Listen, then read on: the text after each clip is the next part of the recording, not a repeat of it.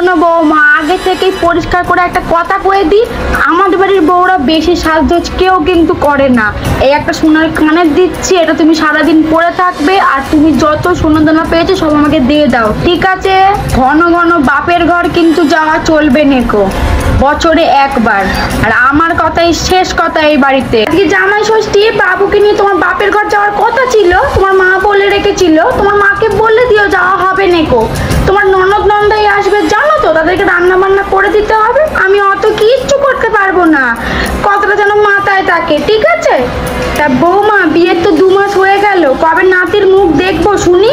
নাকি বাবুর আর একটা বিয়ে দিতে হবে? বাবা, বাবু অফিস থেকে এসে তো আগে মায়ের সাথে দেখা করতিস, 2 দিন বিয়ে হতে না হতেই বউ চাটা হয়ে গেলি। অফিস থেকে এসে আগে বউয়ের সাথে দেখা করছে, মাকে এখন পর করেছে গো পর। তা পোয়াতে হয়েছে ভালো কথা বৌমা, কিন্তু আমার কিন্তু নাতি চাই, কথাটা মাথায় রেখো।